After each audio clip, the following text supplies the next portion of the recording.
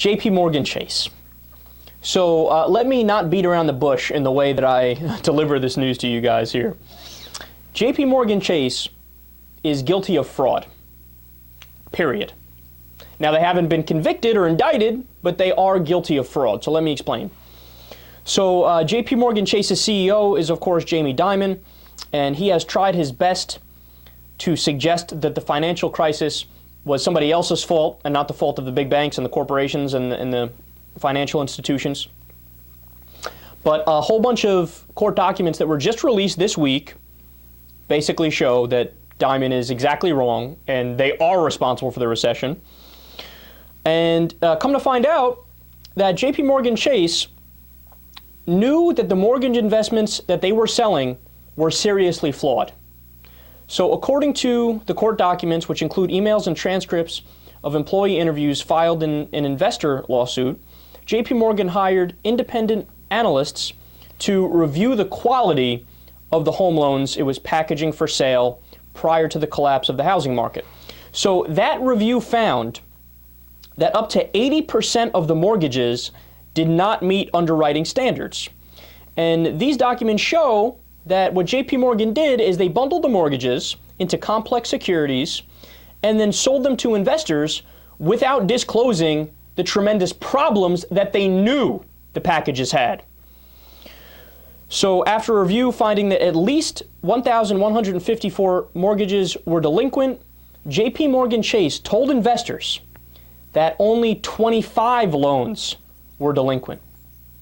So that right there, caught red-handed, no ifs, ands, or buts about it, right? As a matter of sheer historical fact, JP Morgan Chase is guilty of fraud. So now the bigger question is, what's going to happen about it?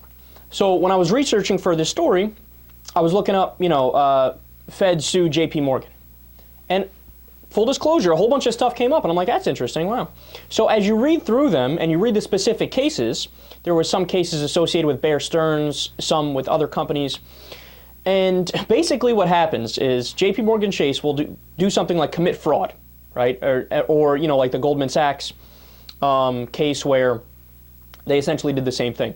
They knew they were selling something that was shit, but they told their clients, oh, this is great, you're going to make a lot of money. They would turn around and in stock options bet against it. So they'd make money. They're contradicting themselves, and you're not allowed to do that. That's fraud. You got to tell them all the information. That's part of having a free market, is you need perfect information.